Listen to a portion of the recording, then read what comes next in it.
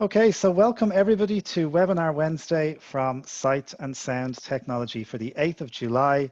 My name is Stuart Lawler and my colleague Carl Braley is also with us as always. We had a break last week, so we're refreshed and ready to go. And what a topic we have to get us back into Webinar Wednesdays. We're talking all things sport and leisure and fitness, because I suppose there's no doubt that during COVID-19, it's certainly been at the very strongly on my mind about how I can maintain some level of fitness. And I wouldn't call myself, by the way, the world's most fittest person, but I think it's something on lots of people's minds. And for people with sight loss, the challenge is even maybe a little bit stronger. We've brought together a great panel of people who are going to talk us through their own experiences and share tips, and maybe answer, of course, as well, lots of your questions. And we're going to spend the next hour and a half or so doing that. Just before I introduce our panel, let me tell you about next week's Webinar Wednesday, which is a special we're running on Microsoft Teams. If you use Microsoft Teams in work, or you've heard about Microsoft Teams and you want to know about how usable it is, what's this application like, then please join us next week. It'll be a slightly different session because it's going to be run on Microsoft Teams and not on Zoom. But if you've attended a previous Webinar Wednesday, or indeed if you've attended the session today, you'll receive an email tomorrow from me with all the information you need. So that's next Wednesday at 2 p.m. on Microsoft Teams. Now, if you'd like to engage with us today during the session, you can do so by raising your hand. The shortcut key is Alt and Y on the PC, Command and Y on the Mac, or if you're using a mobile app, activate the raise hand button and Carl will see your hand and we will come to you in due course for your questions. There's a lot of people in the session today, so please, if you have questions, we do appreciate you keeping them concise. You can also chat if you want to post some messages in the chat area, and again, Carl will be keeping an eye on those by pressing Alt and H on Windows, Command and H on the Mac, or on your mobile app of choice, you can press the chat button. So we've brought together a wonderful panel to share their expertise, and I just want to, on all of our behalfs, thank them all for their time this afternoon. Without any hesitation, when I asked each of them, they said, of course. So thank you very much, guys, for your attendance. Let's start with ladies first, and Rosie Pybus is with us. She's a huge ambassador of sport, and she believes that keeping active is hugely important for maintaining our physical and mental health. Her motto is that the only workout you regret is the one that you didn't do. So Rosie, you're very welcome and thank you for joining us. Thanks very much, Stuart. Paul Ribb is a keen sportsman and won the World Visually Impaired Tennis Championship in 2018. He also holds a black belt in Zendu kickboxing. Better be careful what we say to Paul. Paul, you're very welcome and thank you for joining us. No, thanks for inviting me. Peter Ryan is a 27-year-old visually impaired Paralympian. When Peter was 18, he started losing his sight. Now he, amongst other things, he does motivational speaking and leaves audiences with a new outlook on their own lives. And I've had the pleasure of having one or two coffees with Peter last year. He's one of the nicest guys you could meet. Peter, thanks so much for joining us today. No, absolutely, sure. Thanks for having us. And last, by no means least, Mick Duplop, who's actually a regular Webinar Wednesday attendee. He emailed me last week, really interested in this topic. Mick runs, swims, and cycles.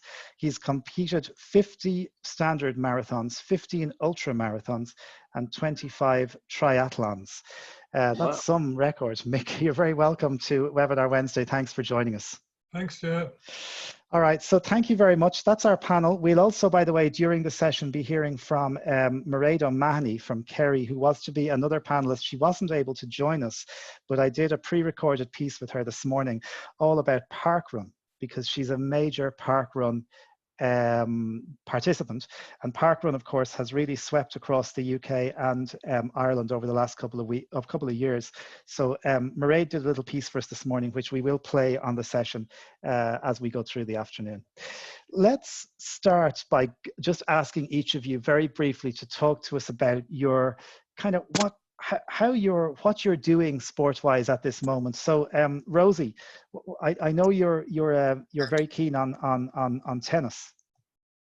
Yes, that's right. Yeah. So I've been really fortunate since for about a month now. Tennis courts in England were able to open up outdoors.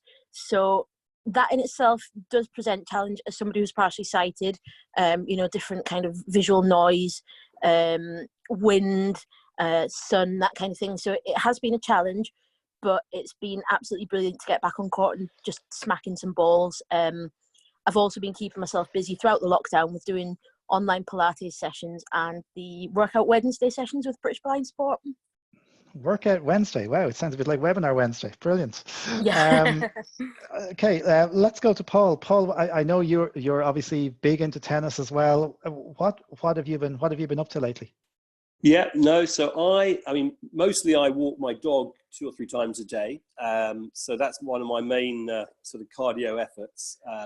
Obviously, the lockdown has meant that gyms are closed and competitive sport is not happening.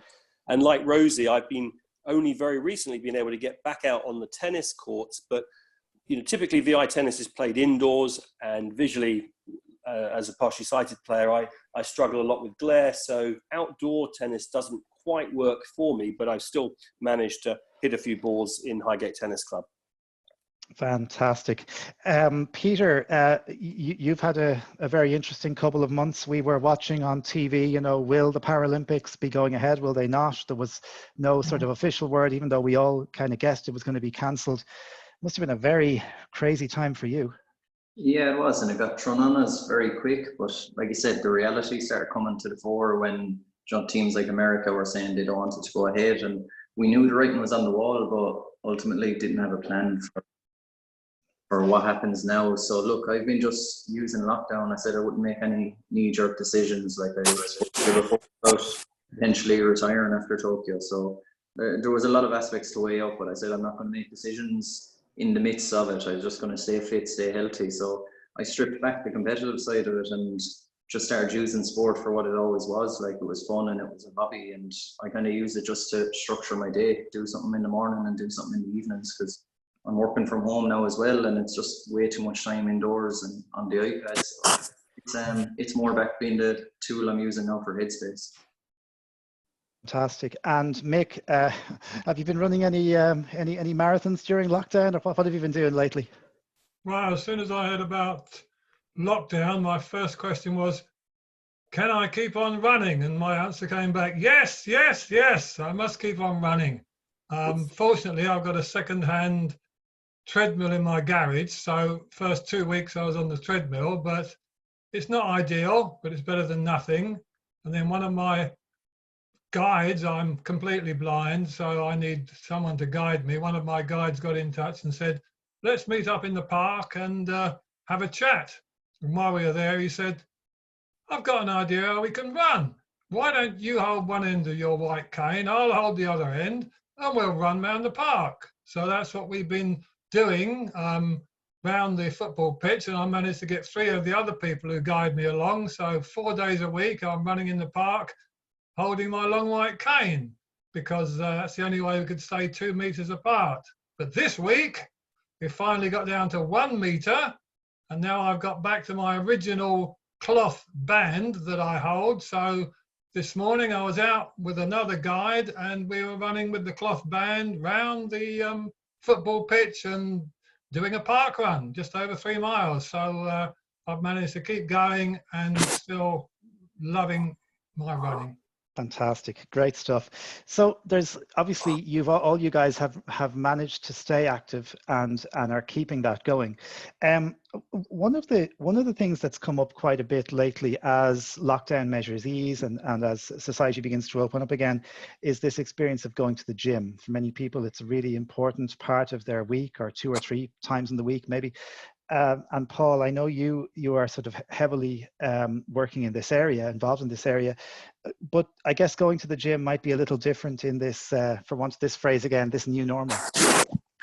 Yeah, no, thanks, Stuart. So my brother and I, we own a large gym in North London, in Mill Hill. And I'm obviously a big fan of the industry, but we were shut down, as with every gym, on 3rd week of March. And like everybody watching in aghast, the government opening various businesses like pubs and restaurants, but not the gym.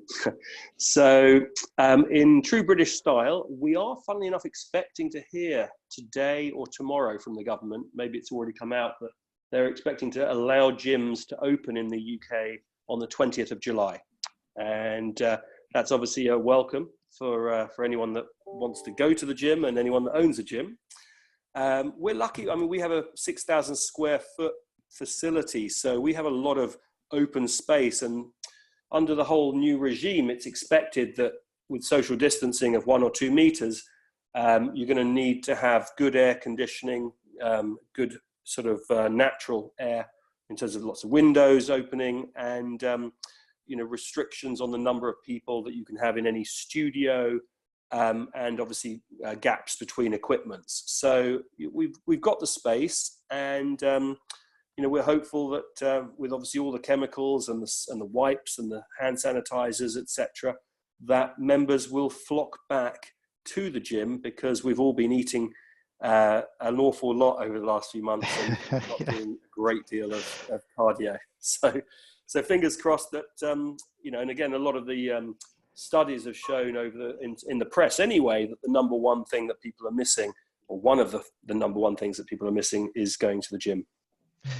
And I suppose just on that point, then, should people bring their own wipes as well? As you're moving from one area to another, should you be wiping down, say, the rowing machine or the treadmill as you approach it, or?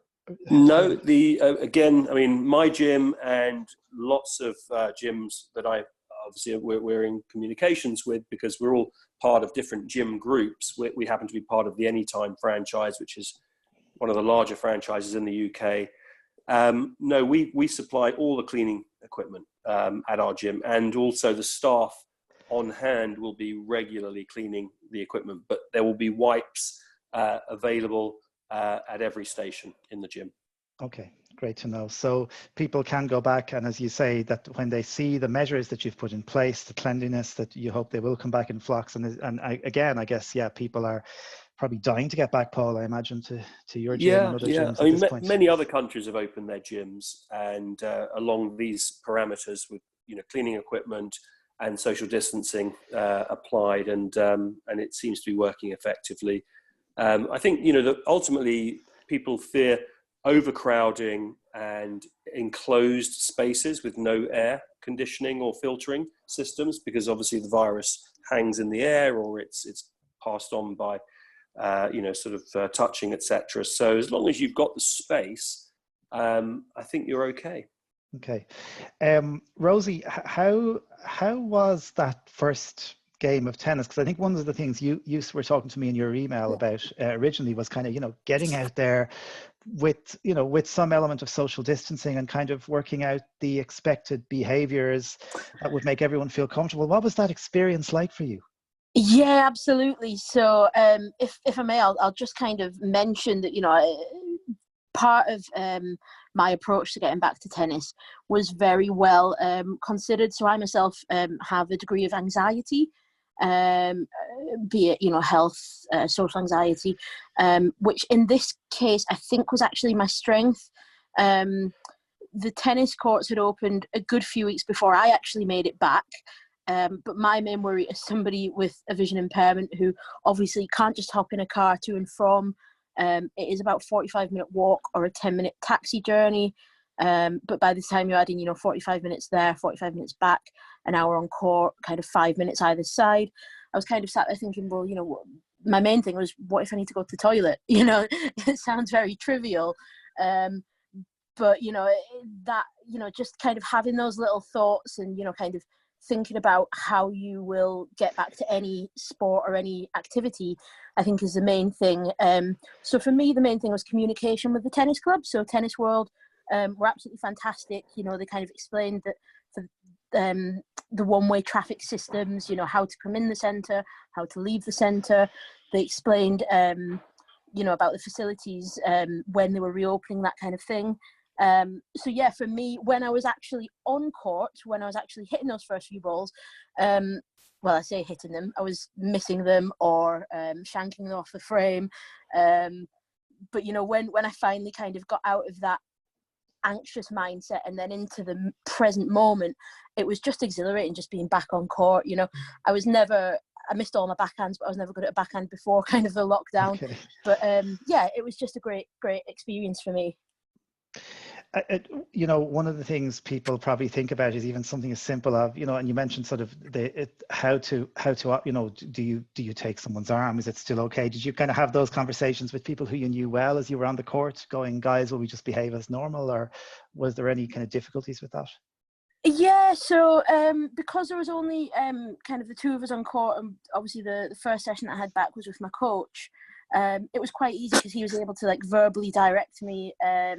You know, obviously he knows that I can't kind of see faces and I can't kind of recognize people. So obviously he introduced himself, let me know kind of where he was and where I needed to go, that kind of thing.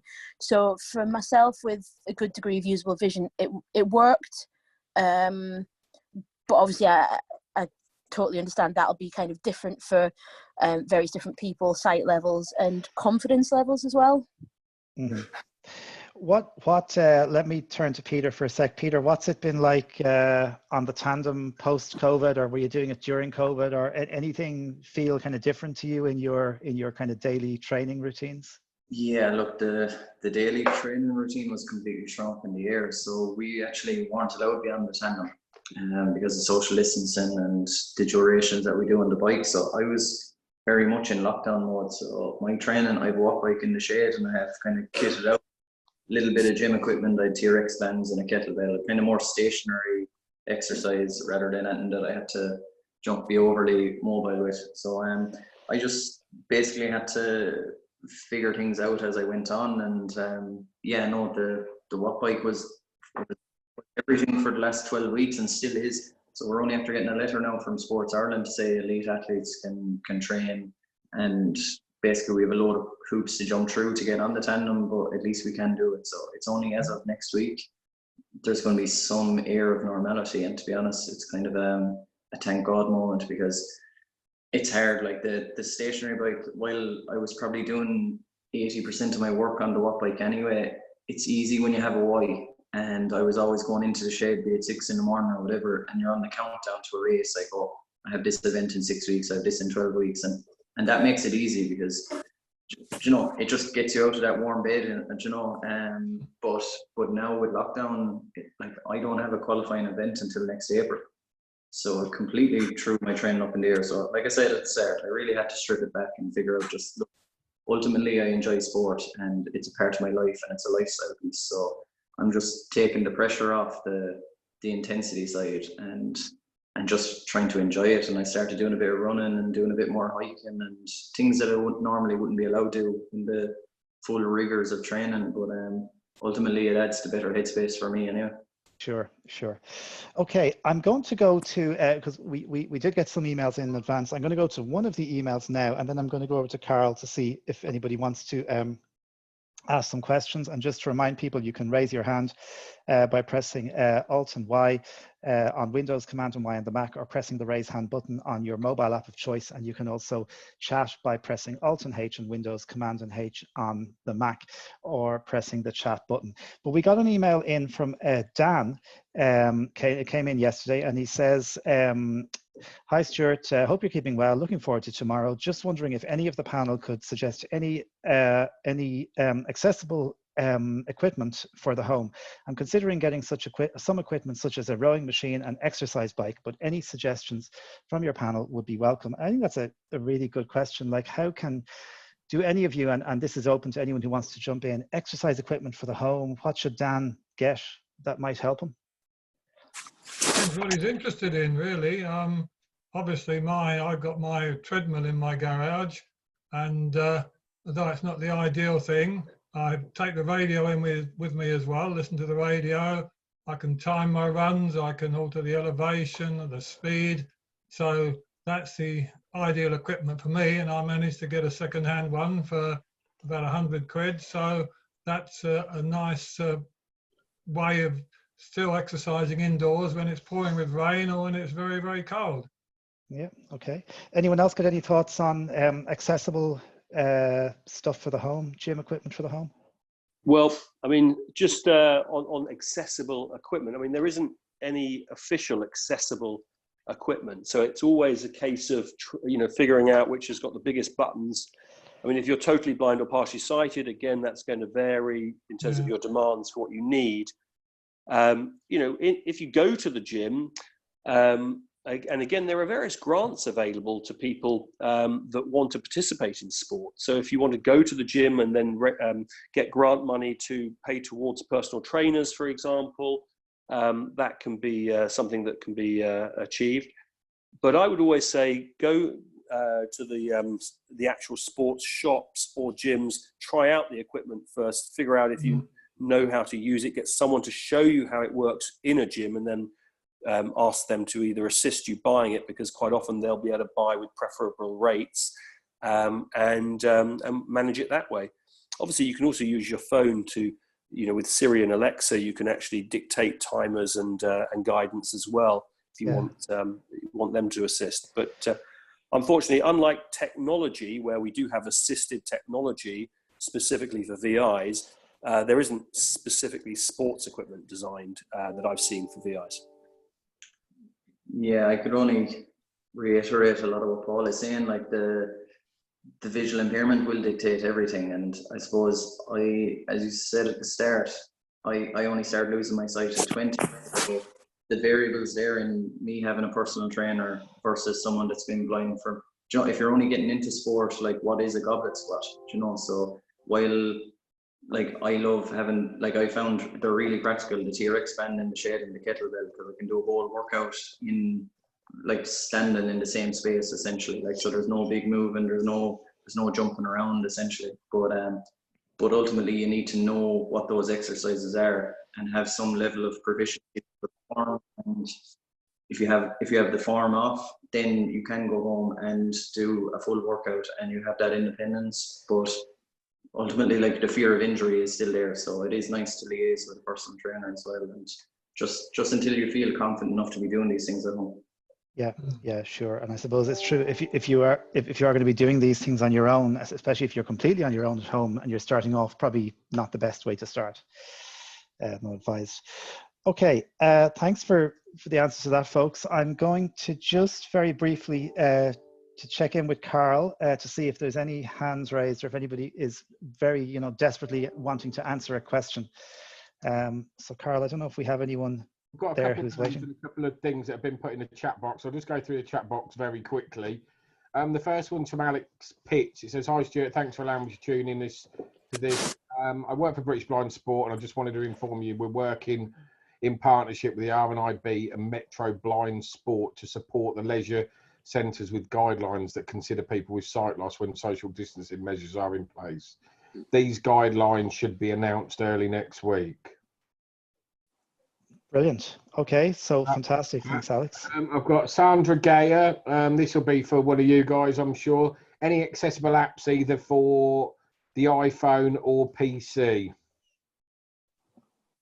Anybody got any thoughts on that from anyone on the panel? I'll just jump in if I may, Stuart. Sure, Rosie. Yeah, so not so much around apps and accessibility, but one of the things I'm finding at the moment is YouTube and social media are great platforms. So to give a couple of examples, obviously BBS run their audio-led workouts. I think Metro Blind Sport had some links on their website to an organisation called Eyes Free Fitness, which I believe is like an audio recording that you download.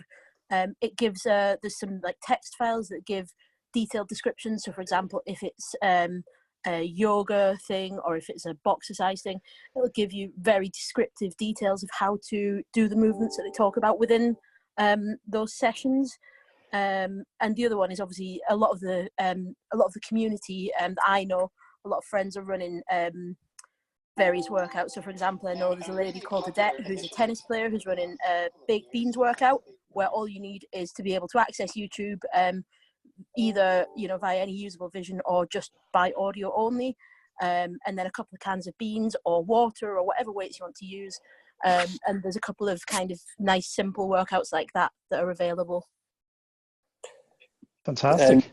And Stuart, I'd just jump in on top of that and say look, Metro Blind Sport is a fantastic organisation, and if anyone has ever wanted to do sport, both socially or competitively, they should follow and have a look at what's on offer, because there's a great variety of sports that you can do. But one of the most important things is the social aspect that VI sport brings, and the number of people the number of like-minded people you'll meet if you go and have a go.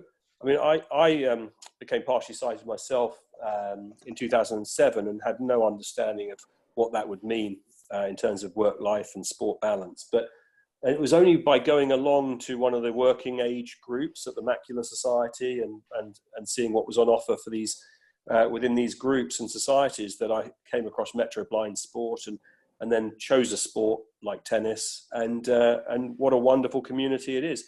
There's athletics, there's bowls, there's archery, there's all sorts of visually impaired sports that you can play, both, you know, just in terms of friends and family and socially, or even all the way up through to Team GB.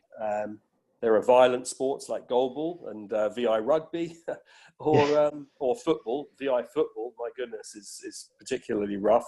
And then there's, you know, the more sedate and gentle sports, which are all fun and again, the social aspect is invaluable. That was one of the best things that I ever did. Brilliant. Thanks. Fantastic. No, just as an aside as well, I found not an app, but I'm using the Apple Watch as well, like, and just as regards tracking your sessions and monitoring what you're doing on a week-to-week basis, like, it's really accessible, and it's like all the Apple products essentially. But yeah, the touch software on it and the voiceover is great. Like, so while the machines you're on in the gym may not be accessible, you can still have a full account of what you've done and calories burnt and all that side. So if you are interested in that side of it,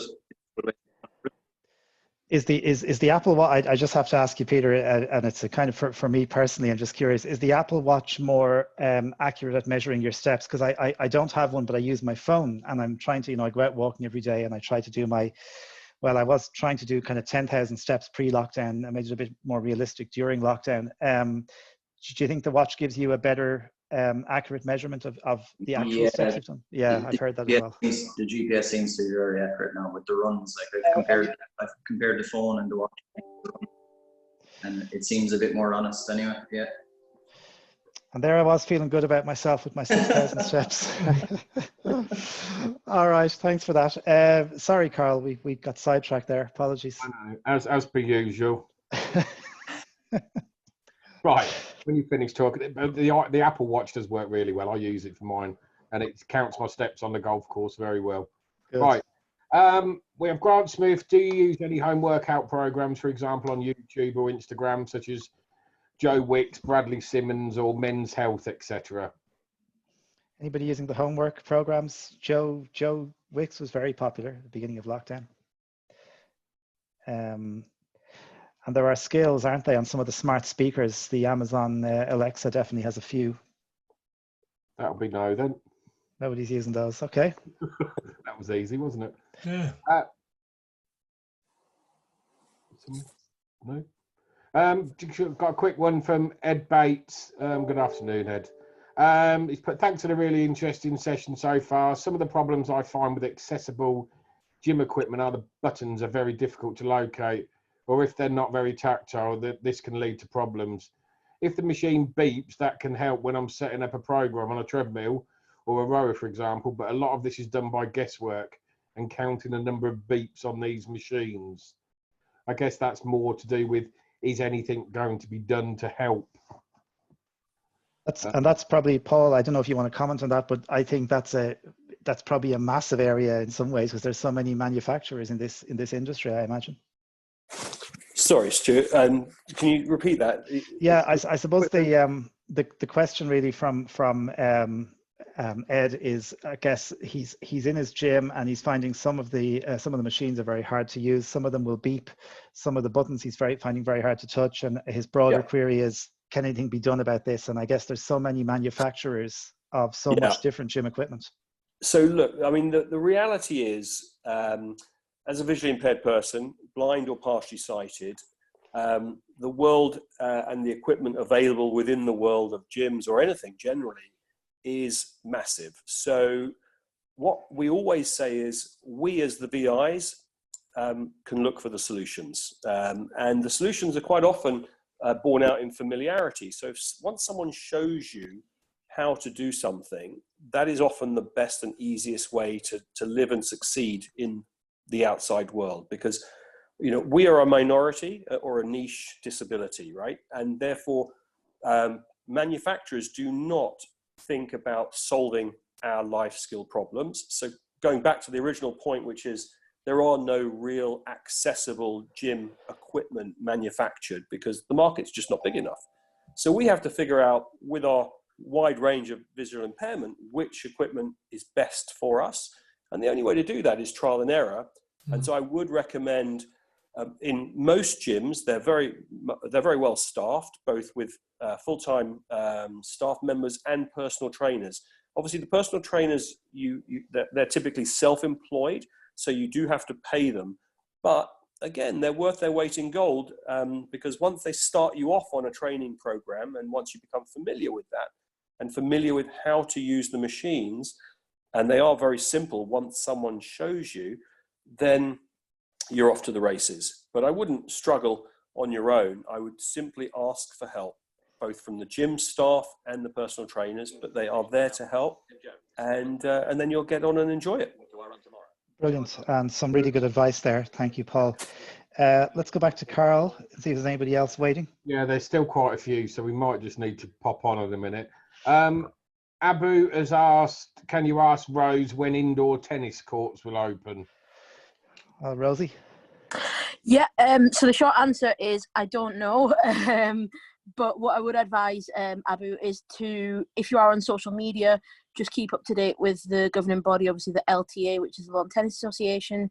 And I would also advise, if you are in other countries, Northern Ireland, the Republic of Ireland, or elsewhere in the world, just keep up with your tennis governing body, because guidance is released at different stages throughout. Obviously, we're all on different stages of the pandemic. So yeah, just keep up to date with your governing body. Brilliant, thank you. I do apologise to some of you. I know a few of you are having a conversation in there as well, so I am going to bypass those. I do apologise. Neil Skeen has asked, would like to learn more about grants for PT costs. So I think it was Paul, you mentioned the grants earlier on, did you? Yeah, so there are grants available. So I know the Dan Maskell Foundation provides sport grants, and a number of the tennis players have been successful in securing them. So again, that's something that you might want to look into, because money is offered to encourage disability sport.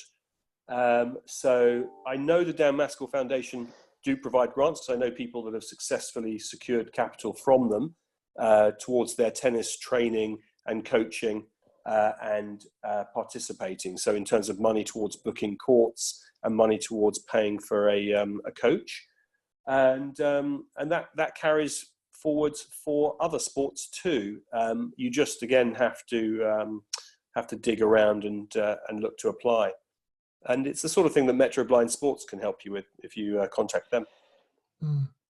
Metro sounding a really great body, doing lots of good work. Absolutely, yeah. Okay, we're just going to move away from the chat box now. And Christine Ward, you should be able to unmute yourself. Good to have Christine here. Christine had emailed us to join the session, so glad you got joined, Christine. You may have to unmute yourself. So you may see a pop-up that says the host would like you to unmute yourself. And if you just okay that, your mic should be on. We should be able to hear you. We're not hearing you at the moment, Christine. There's no chat option. I haven't got the option to click mute or unmute. I'll tell you what we'll do. We'll just move on to Samuel Wilkins just for a second. Samuel. Hello. I'm really enjoying this information. It's very good stuff. The reason I raised my hand is because I'm actually planning on seeing if I can go into a gym, because I used to go to a gym pre-lockdown until they said they couldn't support me. And so I was thinking, with the other gym I'm planning on going to, what would be the best way to convince them that it is safe for me to actually, because sighting guiding is safe because it's not, because the virus isn't transmittable through clothing, and if I use hand sanitizer, it should be safe. How do I try and convince them that it is all right to guide me and to help me on the equipment? Anybody want to take, Paul? That might be one. I don't know if you anything you want to say. Well, all I would say, obviously I own a gym, and we have disabled people and people of various experience in the gyms. Gyms are open facilities. They're member accessible, or they're pay as you go. Yeah. It just depends on the model. What I would say is, going back to my original point, there are full-time staff members who are there to keep the gym clean, obviously keep it safe. And then there are personal trainers who are self-employed to effectively work with the members on a pay-as-you-go basis. And that's agreed between the member and the personal trainer. No gym can and should be able to deny access to anybody who wants to get involved with getting fitter and enjoying the facilities available. So on a health and safety basis, there is no reason for being denied access. Obviously, a gym is a hazardous place. We don't allow children to run around. There is equipment which, again, you could bump into. You can get your fingers caught, etc., if you're not guided or shown how to do things. So I would go back to the original point, which is ask a member of staff to help you, or pay a personal trainer to work with you safely within the confines of a gym. And all of that can be pre-arranged so that there is no danger to you or other members within the gym when you show up on a pre-arranged time. Right, it's because I did do that. It's just with the previous gym, it was a council-run gym, and the manager actually said he couldn't provide staff to support me. So that's why I'm changing the gym. Yeah, then definitely change the gym. Mm-hmm. and also maybe, Samuel, it might be worth, I think there was a previous comment from British Blind Sports who are doing something with the RNIB around guidelines in this respect. So it might be worth reaching out to those guys as well. Right, thank you. Thanks very much for your question. Okay, thank you. Right, Christine, you may. Hello, can you hear me? We can hear you, Christine. How are you? Hooray! Welcome. Hello. What's your question? What is my question? I sent it to you earlier. Basically, I've been keeping fit since I became vision impaired 15 years ago, through sheer determination and my love for keeping fit. Originally from old Rosemary Conley videos, I couldn't see the face, but you can see the bodies. There is a lot of stuff out there. You've got to know where to go, and you've got to persevere. You can go to gyms. Staff should be trained, and if they're not, you have to keep asking for assistance, like the chap in the equipment. Well, if you don't know how to use a piece of equipment, you can't see very well. You need someone to show you, and people are paid to do their job, and they should be showing you what to do. You can get equipment off catalogues like Littlewoods, Freeman's, Argos. You get 2 weeks to try equipment. And you have to use a little bit of initiative. We're vision impaired people. We're also very special people. And you can keep fit if you want to. There's free weights you can do. I keep fit at home through doing home exercise videos. And I've also just done a course in exercise to music. Wrong year to do it, but I've devised my own routine, which I do myself. And I'm hoping that when we get back to normal, I'm going to be able to launch it on YouTube, because it's for men and women. It's for vision impaired. It's for blind people. It's for people who've got all sorts of access needs. Just get out there, and there are ways. And if you can't get any help, ask for it. Okay, brilliant. Yeah, definitely. And we look forward to your YouTube launch, Christine. Thanks a million for that. Can I just ask the guy who's got the gym, is it Dan in Mill Hill?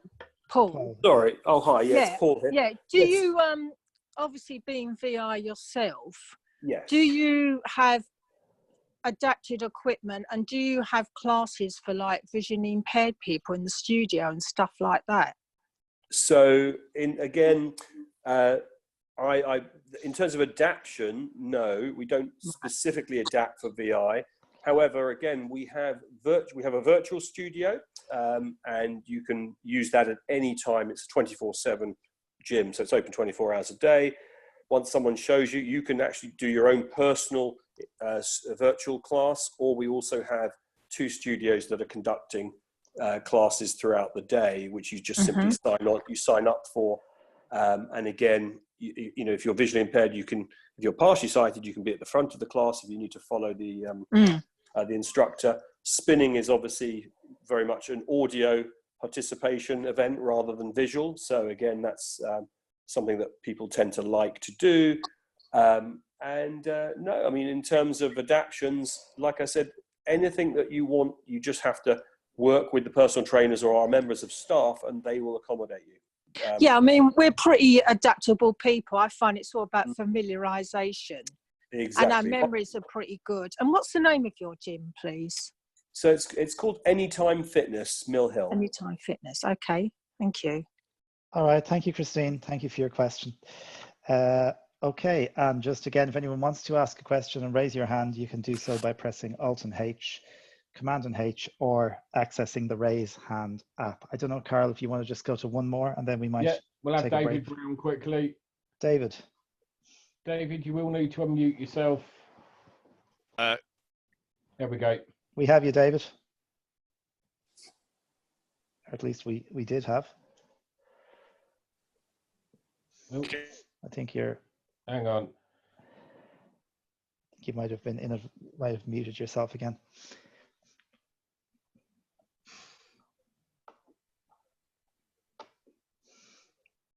Can you hear me now? We have you, David. Yeah. Sorry, my fault. I haven't used this on Zoom before in this webinar, so I sent a question in. I've got and have done for a number of years. I've got a Concept 2 rowing machine.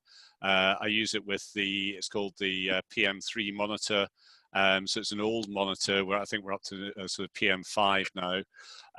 But when I started rowing, I lost my sight about 20 years ago. I started rowing back in 2004. And Concept 2 were very good. They developed a little program called Air Chatter. And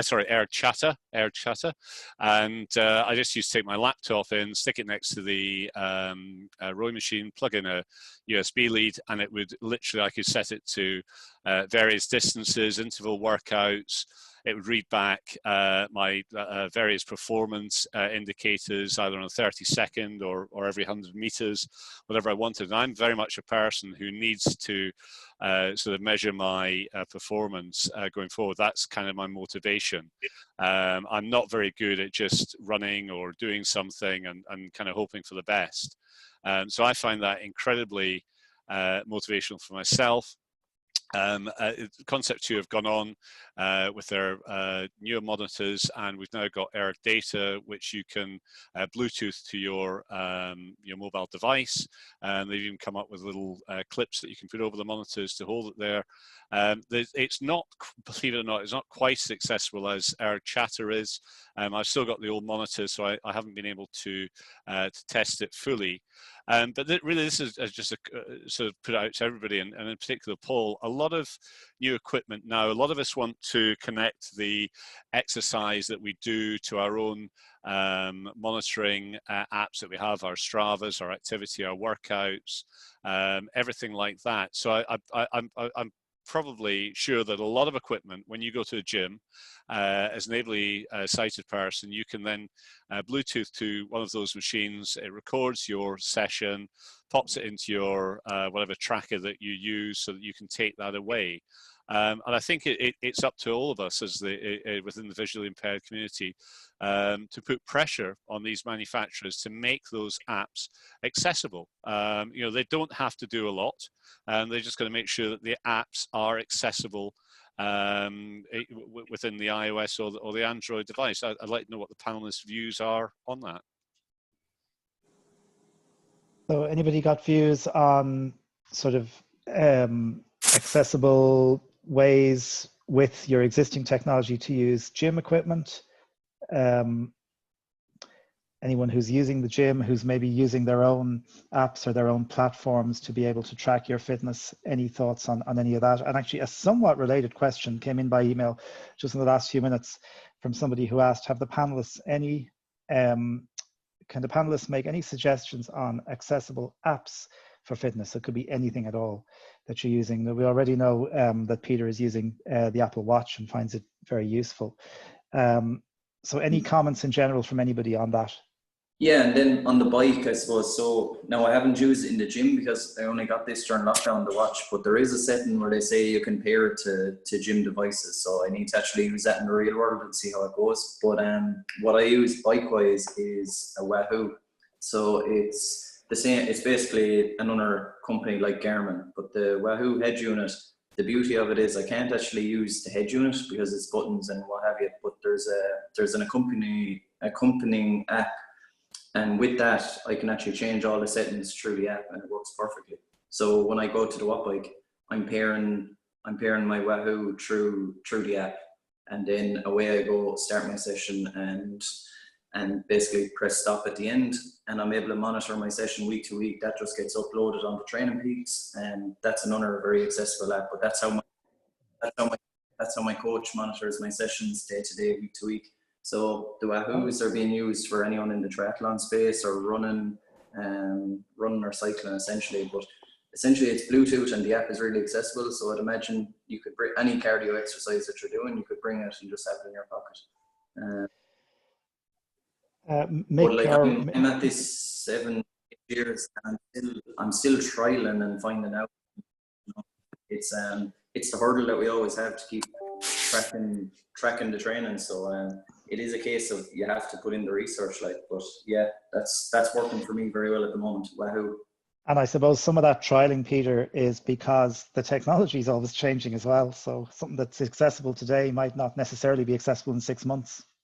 And we all know it's the most frustrating thing in the world when we're hearing our phone just saying button, yeah. And it's not coded, but we have to kind of try and find the ways. Like, you know, I know like there was legislation brought out in the States. I know Microsoft and Apple, anything that they're bringing out now has to be VI accessible. So that's a big move in the right direction. But and again, like Paul said as well, like the thing that gets me out of more stumbling blocks than technology, building a rapport and actually asking, because be it going to the gym or joining any club, don't let our own independence get in the way of actually helping us. So like I know there's 3 actual VI guys that go to my local gym, like, and we all use the same treadmill, and there's bump-ons on it, because through conversations and what have you, the guys in there are more than welcoming to us, and you know, and they know this is the case, and what's 1 or 2 bump-ons in the grand scale of things, like, and it just makes everyone's life easier. So yeah. Mick or Rosie, are you guys using anything in terms of technology? Me, I'm a bit of a dinosaur, I'm afraid. I'm getting on in years, and I love my running. I've got all my running guides, and I help in workshops to train people, to guide people who are blind. I also do motivational speaking again on what it's like to be someone who is sight impaired. Well, I'm completely blind, but how to cope in the modern world with being blind. So, but on these modern things, I mean, I have to ask my grandson how to do anything. So it's, as I say, I'm 77 in a couple of weeks' time. So a lot of this is a bit beyond me, I'm afraid. It's all good. It's all good. Okay, so keep your questions coming in, and thank you very much to those who have put questions in so far. We will get back to those. We did mention earlier the Parkrun initiative and indeed, Mick, I know you've been involved in Parkrun, maybe some other people have here as well. Parkrun is a hugely popular initiative and a really nice way of getting fit. And I spoke earlier today with Mairead O'Mahony, who is from Kerry in Ireland, from Tralee, and she's been heavily involved in parkrun over the last 18 or so months. She couldn't be with us live, but we did pre-record a little piece, and we will, in just a sec, hopefully Carl might be able to play that in for us so that we can hear what Mairead has to say about if I parkrun. was paying attention. That's okay. So anyway, while we're waiting for that, we He just should be again there remind now. people. I'm ready to go. Oh, he's ready to go. Okay, so Carl's going to play the video about Mairead and parkrun, and so people can hear a little bit about how that all works. Really popular initiative over the last couple of years has been parkrun. Let me just pause that. Is that all sounding okay? I think you just need to share your audio. Oh, it sounds lovely, my end. Not very loud. I think you just have to tick the screen share and then tick the box to share audio, and it should do it then. Yeah, I will do when I can find it. Oh my gosh. Hang on. Share computer sound. There we go. Right, have a quick listen. Loads of people. That's perfect. Apart from that voice. Apart from that voice, yeah. It's coming now. Thank you. Doing it, getting out and about, getting some fresh air and some much needed exercise, I suppose, in particular after lockdown. I started it myself a couple of weeks ago, although up to now, I should stress, I've been brisk walking and not running. But someone who's been doing this a lot longer than me is Mairead O'Mahony from Kerry, who can't be with us live on the session today, but who has taken time out to join us by on the phone and talk about parkrun. Mairead, you're very welcome, first of all. Thanks for taking the time. Thanks, Stuart. So how long have you been doing parkrun, first of all? I'm doing it a year since January, so about a year and a half. Okay, so just maybe before we talk about parkrun, give us just a sense of your own level of vision or not, as the case may be, and maybe your level of fitness before parkrun, or how did you maybe keep fit? Okay. Well, I'm totally blind. And fitness before parkrun, well, I would go swimming on a regular basis.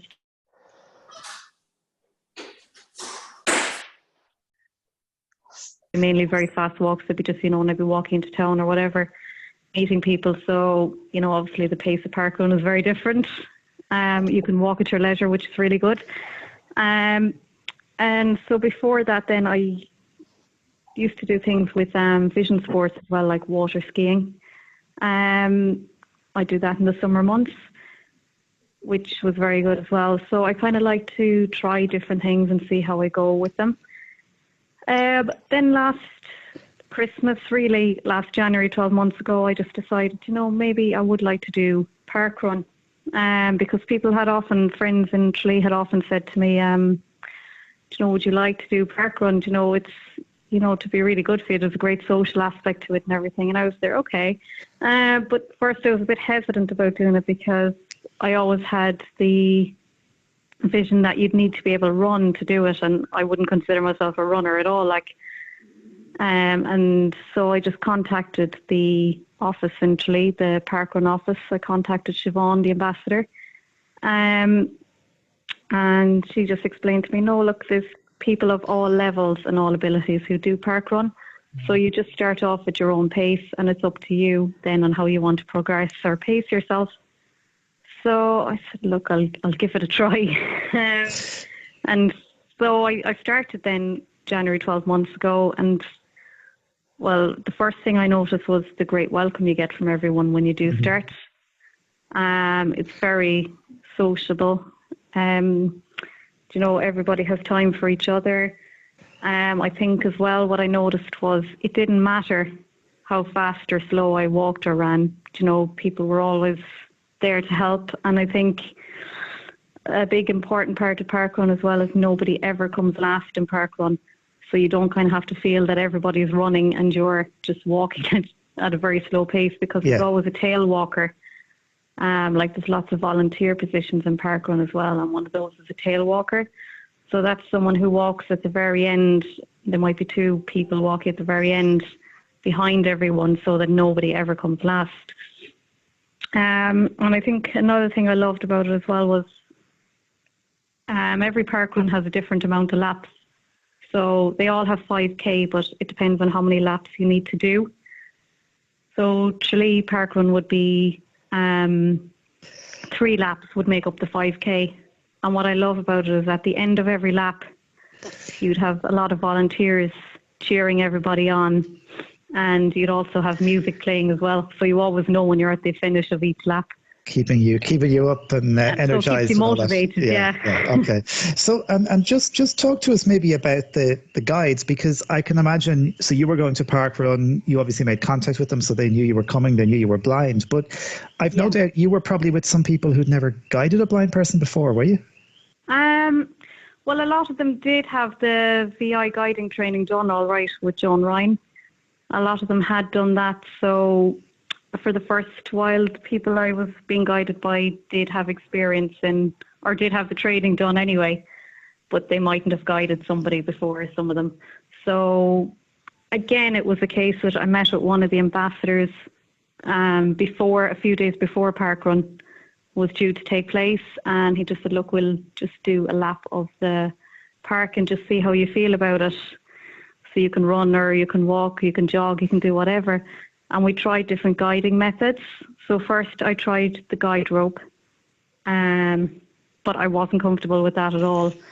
Now, some people love the guide rope, and that's great. And personally, I feel the guide rope works for people who are into running more, because you need that bit of space. Whereas when you tried the guide rope, I just felt the distance between myself and the guide was too far.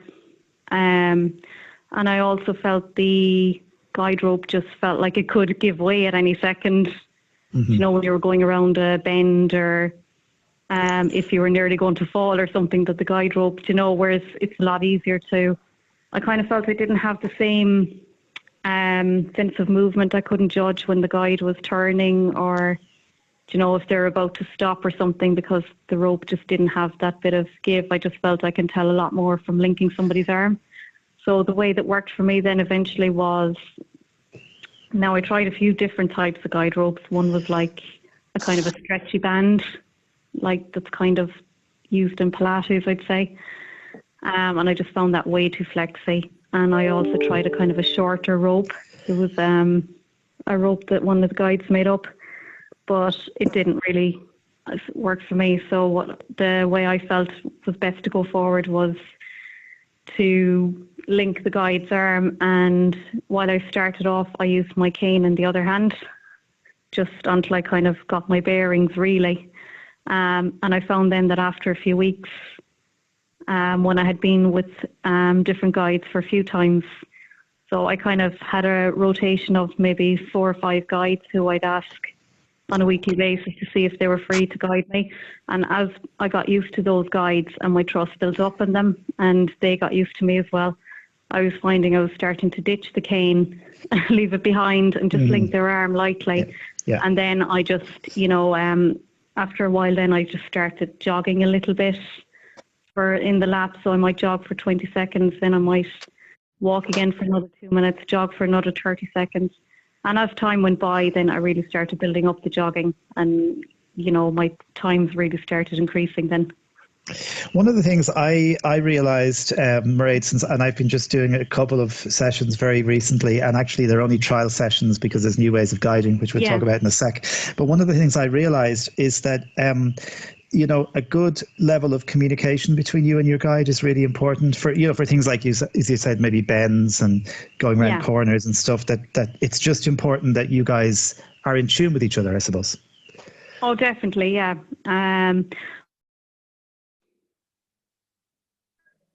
But you kind of find then, as time goes by and you're used to it, they don't need to tell you half as much anymore. Yeah. Because you've become familiar with the route yourself as well. And you just kind of know by their way they're turning and things now that, I kind of know, I'd have an idea now when I'm at certain landmarks in the park run. Like I'd know when we're at Billy's Corner, because there's kind of a little steep hill down to it. And of course the guy, he's always there cheering everybody on there as you pass him. So, you just kind of know, you'd know when you're kind of coming around the cone, because there's a kind of a sharper turn. So you kind of get to know different landmarks and where you are in the lap then. Now, obviously, parkrun has changed a little bit since COVID-19, and I guess in some ways, at the time when people really need to get out and get some exercise, the ways in which it's being done is slightly different. So, parkrun officially isn't running at the moment. Sure, it's not. No, it's not officially at the moment. No. No, they have a new guiding method at the moment. I haven't tried it out yet because it just doesn't really appeal to me, because those kind of guiding methods don't really work for me, because I just don't have the trust. Plus, I'd be very conscious how I'd look as well if somebody passed me. Fair enough, yeah. I think the new guiding method they have is a kind of a long cane a 2 metre cane between you and the guide. So you've one end of the cane and the guide has the other end. I'm not really sure exactly how it works, because I can't even imagine it really. Yeah, but it's just something I wasn't interested in trying until, like when parkrun returns, I hope I can go back to my usual guiding method again.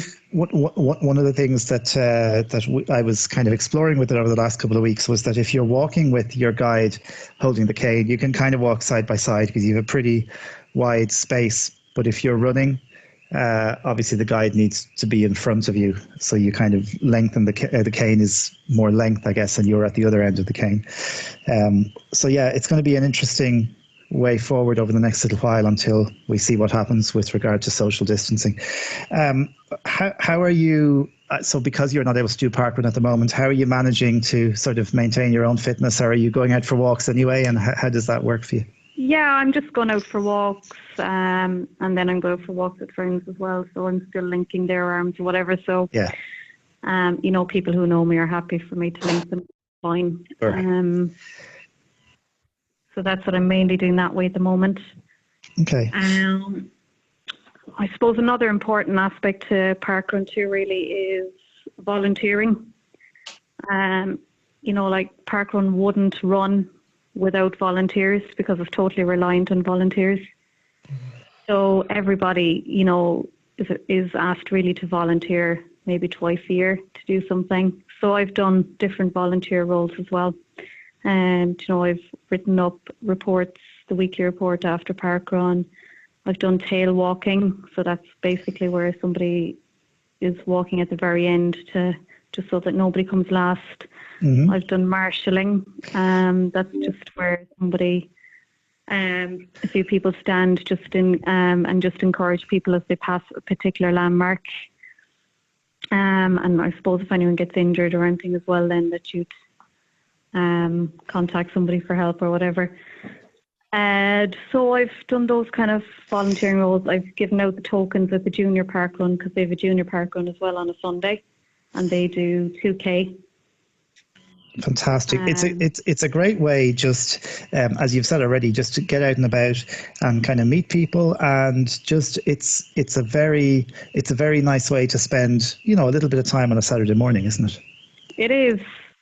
And it also, it also opens up other opportunities, because if it wasn't for parkrun, I wouldn't have dreamt that I would have done the women's mini marathon last year, or I've even done a few different parkruns as well. I've done Listowel, I've done Inch, I've done one in Galway, St. Anne's in Dublin. Wow. So, I've done, you can go and do different parkruns as well. I've done Ballincollig as well.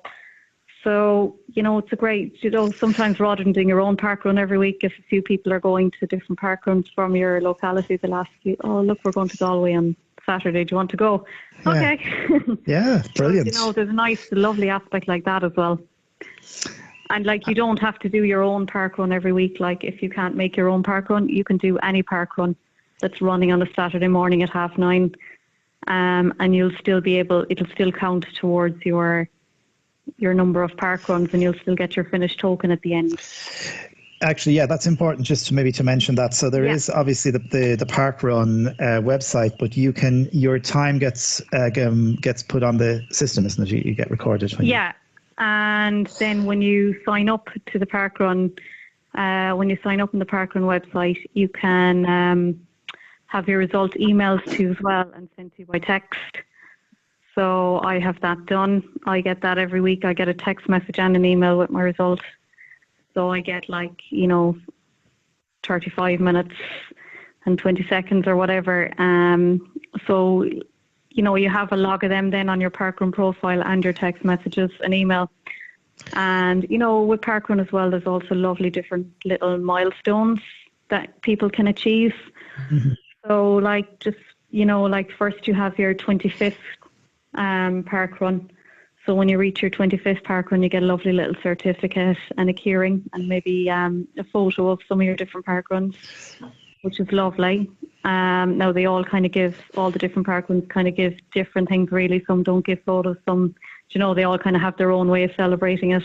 Okay. And then when you reach your 50th, you get a lovely T-shirt, a parkrun T-shirt, which is really nice. You know, so there's little, you know, incentive to keep you going as well. Yeah. And it must be really interesting sort of, you know, looking at the website after a while and going, wow, you know, 4 weeks ago I was doing this in 45 minutes. Now I'm doing it in 42. Now I'm doing it in 38. You know, you can see yourself getting better each week. Yeah, it is brilliant. It is. It's great to see progress like that being made.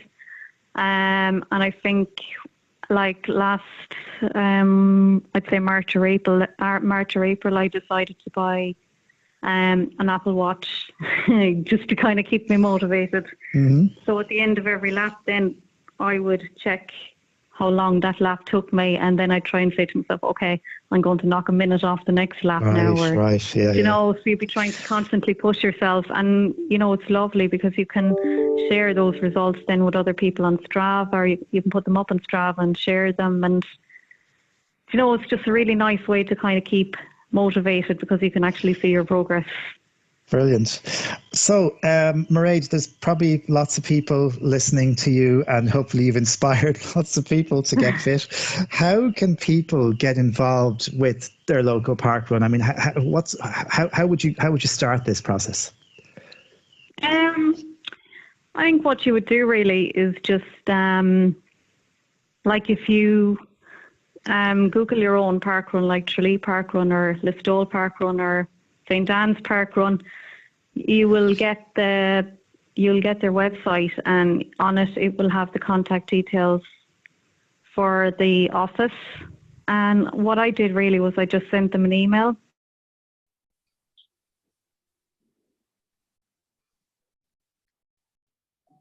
Few concerns about how the guiding would work and that kind of thing. And in fairness, they did get back to me. And, you know, they're very encouraging. It's, you know, it's open to everyone, absolutely everyone, people in with buggies, anything. So, you know, nobody's excluded. So I think just have an initial meeting with one of the ambassadors for Parkrun.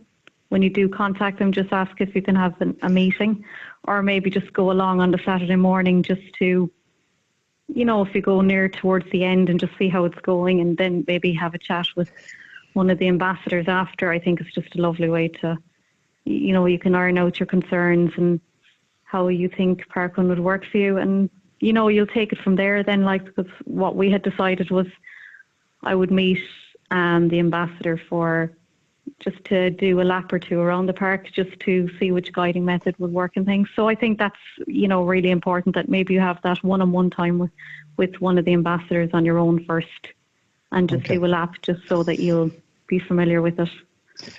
Okay. Mairead, thank you so much for taking the time. I know you took time out of your day to join us very early in the morning to record this, so thank you very much. And all the very best of luck with your future parkrun endeavours, okay? No bother. Thanks very much, Stuart. All right, so that was Mairead O'Mahony, and thanks very much to Carl for playing in that little slot for us. And if you want to find out more about parkrun, by the way, you can go to parkrun.ie if you're listening in Ireland, or parkrun.org.uk if you're in the UK. And it's a great initiative run completely voluntarily, and a great way to get fit regardless of what level of fitness you have. And Mick, I know you've done loads of parkruns, haven't you? Oh, this is my area now. Yeah, I've got into parkruns a couple of years ago. I got to my 50th towards the end of last year, and I got my nice red T-shirt with a number 50 on it. I was trying to get up to 100 this year, but some virus got in the way, unfortunately, and I couldn't complete that. But it's a wonderful way, and as well as getting your results, you also get your where you came in your age group. They go in 5-year age groups, and in my age group, I quite often come first in my age group.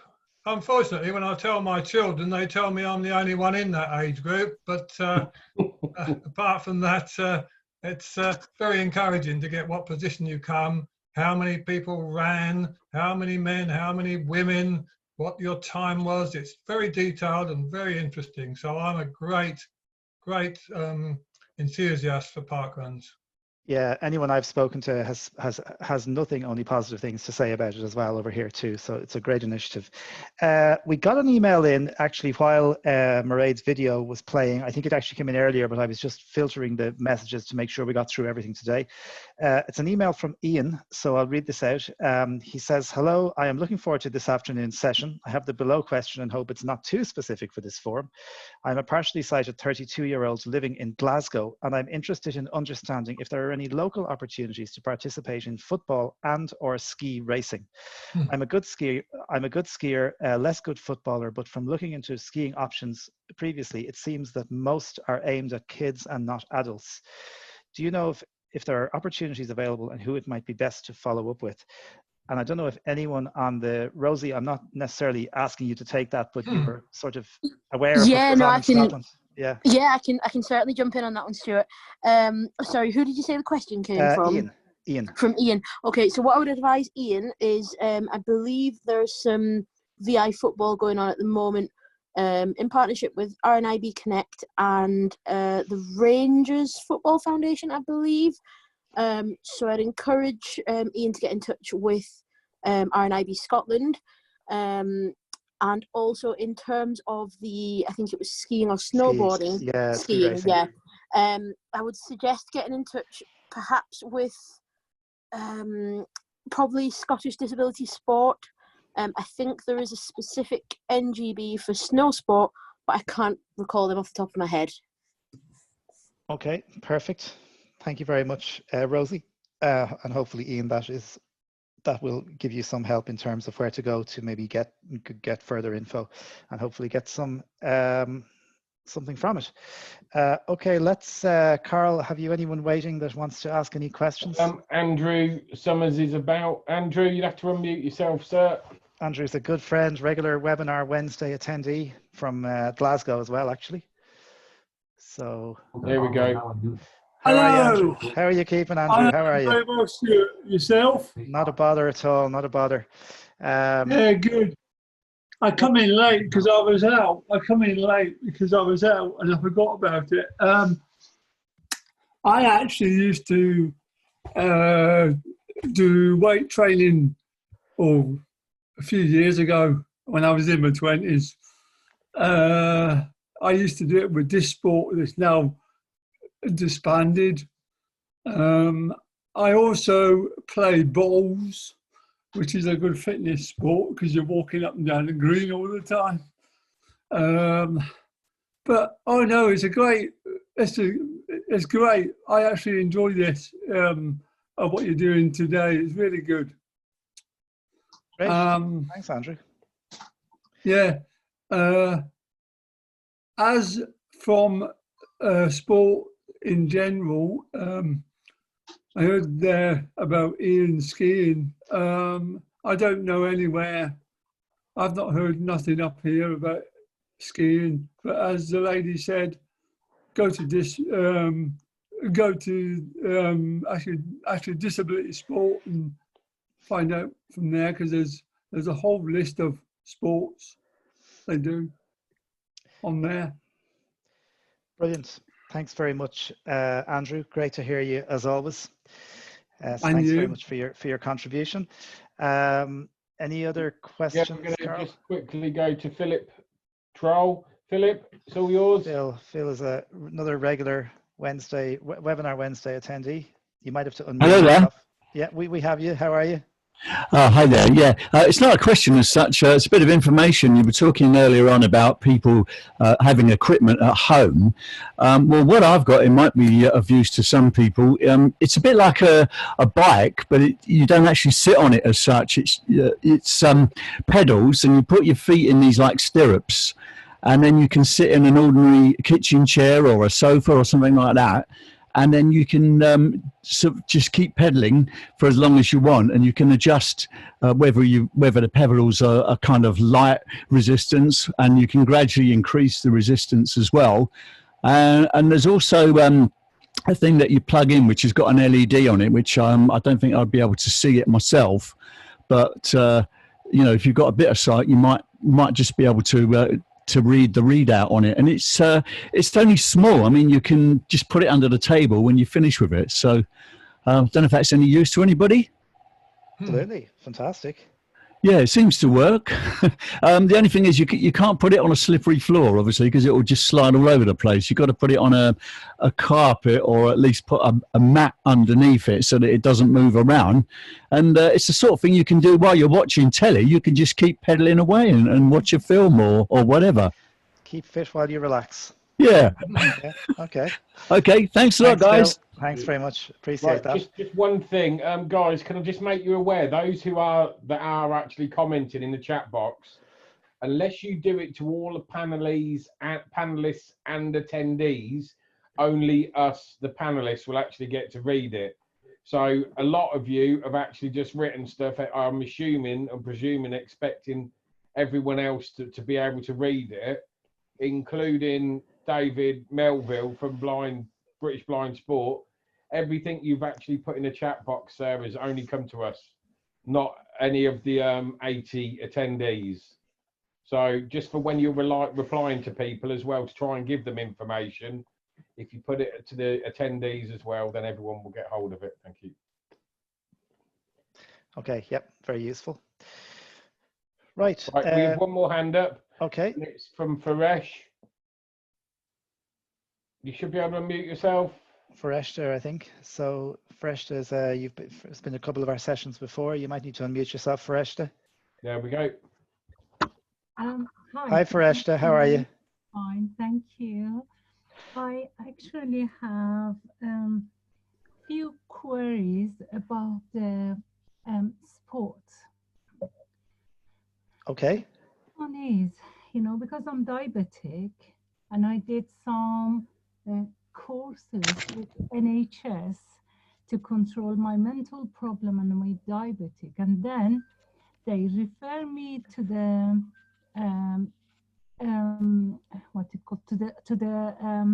resource center, to the Archway Sports Center. But unfortunately, they actually refused me, and they said, because you need all the time to have someone with you. And, I have very limited of care plans. So I raised that issue with the social service council, RNIB, everything I thought they can actually, help me and raise that problem. But unfortunately, I didn't get any support from anyone. So I really gave up, but I really need to have some sports. That's one of my big queries. And the other query is about, I'm trying to find some blind group, like cycling, swimming, horse riding. But unfortunately, when I search in internet, I wasn't successful, and I couldn't find any of those group. So I don't know really. There was like a sports magazine you could read the latest updates about the sports. Fareshta, it just, and I will certainly put this over to the panel in a sec, but just my thought right away is that if you haven't done so already, it might be worth getting in touch with British Blind Sports, because it sounds like they're doing loads of things with the RNIB and lots of other organisations at the moment to make sure that people are supported coming out of lockdown who want to participate in a whole range of sports. But let's maybe throw this one over to maybe Paul or Rosie or any of you guys for your thoughts. Sure. Yeah, I'll just, I mean, again, like the question, when I became partially sighted, I too searched for groups or people that I could compete or participate in sport with, and I found Metro Blind Sport the most welcoming and accommodating, because whether it's athletics or whether it's any form of sport, Metro Blind Sport is typically the go-to place, because they will help you find a group where you live or near where you live, and like I say, the social aspect and the sporting aspect is what is the real winner. And if you live in Archway, I live in Highgate, so that's not far, and I know that there is plenty of choice. The other option is also the working age groups from the Macular Society. I'm not sure what eyesight condition you have, but I always say that it doesn't really matter. Blind. Sorry? I'm totally blind. Okay, well, that's fine. It doesn't matter what eyesight condition you have. All the charities are very welcoming, and the most dynamic charity in terms of the working age group that I've found is through the Macular Society. And again, people have a wide variety of visual conditions. Even within the Macular Society, you can be totally blind, have no central vision, or have very good peripheral vision, etc. So you've got the full spectrum of sight. But what I would say is that you're going to be surrounded by able-bodied, like-minded and resourceful VI people, and the peer support network you get from the working age forums. I would say the working age forums, both from the Thomas Pocklington Trust, which by the way is based in Euston, London, and they obviously now with lockdown, they're not doing them, but every month or so there would be a working age forum. It's called the Working Age Forum at the Thomas Pocklington Foundation. Thomas Pocklington's the largest visually impaired endowment fund, frankly, in the world. I mean, it's £100 million. It's bigger than the RNIB. And they put on working age groups. And in terms of peer support, whether it's sport, working, accessible technologies, that's one of the best social arenas to attend and sign up for. And you can just do that by simply contacting them on email. The working age group from the Macular Society, again, you can do that through Facebook or just by contacting them directly through the website.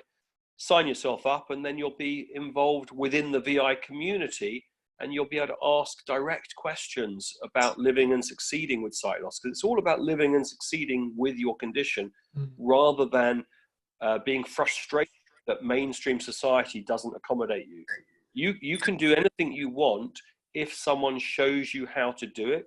And more often than not, a visually impaired person has already gone through that journey and will be able to give you peer support to advise you. Whether you're totally blind or partially sighted, I swear to you, someone has already succeeded in doing that journey. So you just need to sign up through these groups, and then you'll get the help you need. Absolutely great advice. Send the link through the email to me. That would be very kind. Yeah, well, the Working Age Forum for Thomas Pocklington Trust and the Working Age Forum for Macular Society, they can be accessed directly. I mean, if you just Google Macular Society, you'll go straight through to the Contact Us, and they'll sign you up. And Thomas Pocklington Trust is very good as well. I get emails from them every month updating me with webinars and things that they're hosting. I see. If you can't find it fresh, to get in touch with us, and we can follow up with you. Okay. I just want to for a sec maybe go to Peter, because I think there could be people in Ireland who might have similar questions. Peter, how can people get involved, or where's a good place to start maybe over here for someone who wants to just to start experiencing these things?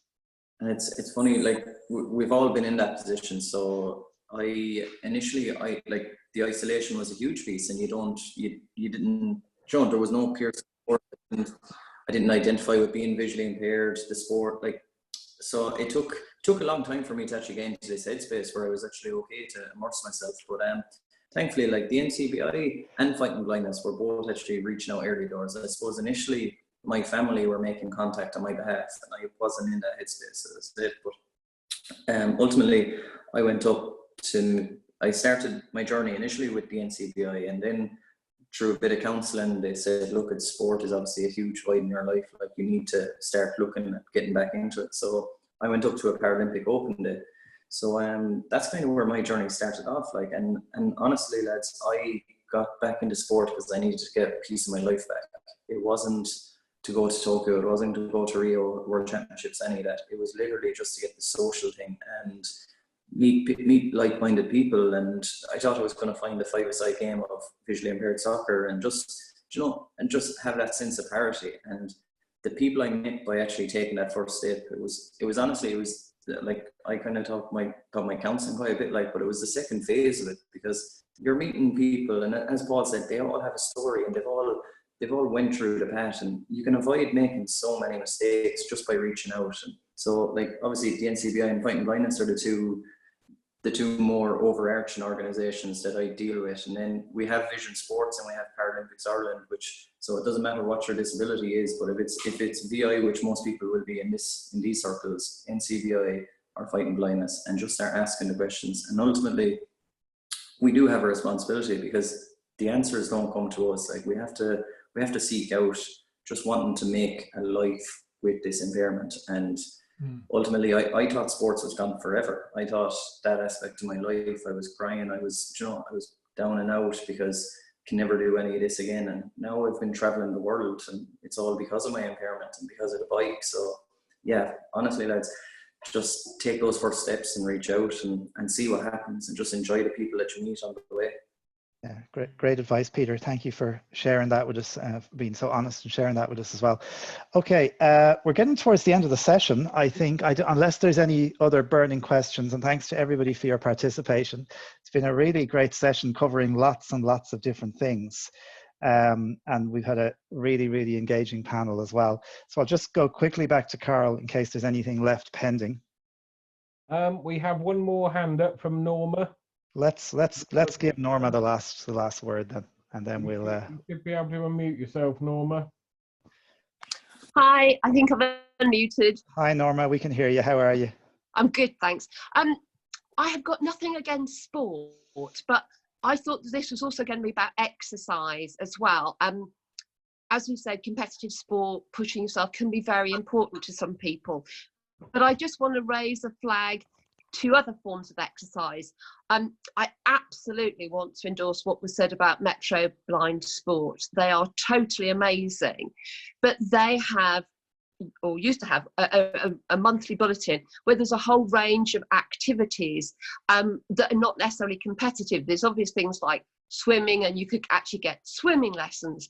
And I think if you're visually impaired and you've not been very active, you've not been very fit, things like park run can sound absolutely terrifying. Not that they're not lovely, I'm not knocking park run at all, but I'm not a runner.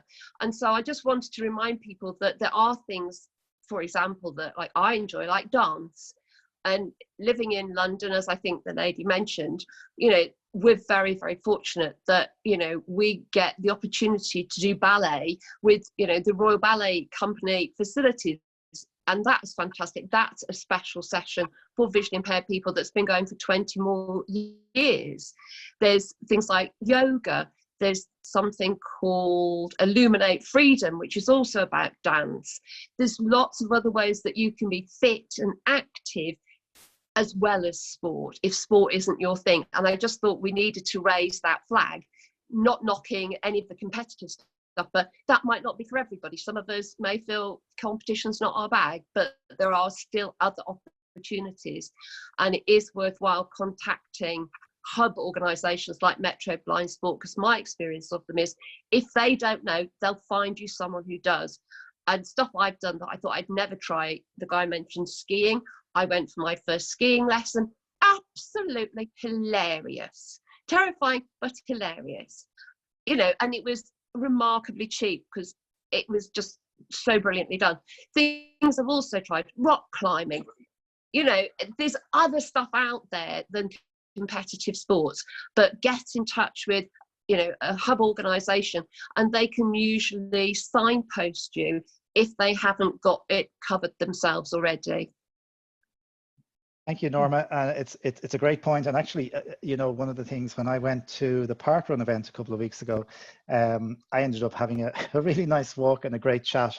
Certainly for me, it was a bit of exercise. For some people, it wouldn't have been much, but I think you're right. And I suppose fitness and exercise and leisure activities, I suppose we all do what works for us, whether it's ballet or cycling or anything else. So thanks very much for your contribution.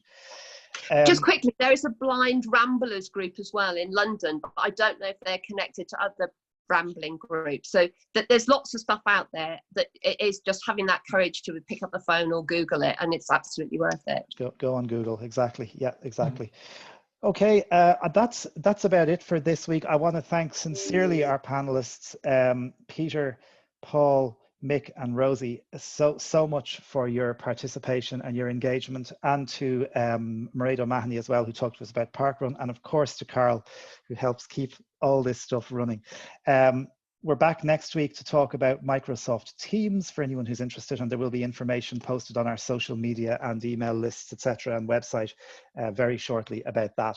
But for the moment, thanks very much to our panelists for your time. Guys, all the best in your future sporting and exercise and leisure successes as we come out of COVID and lockdown. And again, thanks to everybody, and we'll talk to you all soon. For now, stay safe. Thank you. Thanks again, Stuart. You're the man. You make it all. Yeah, thanks very much. Carol. Thanks, everybody. Bye-bye. Cool. Cheers. Thanks, Peter. Bye.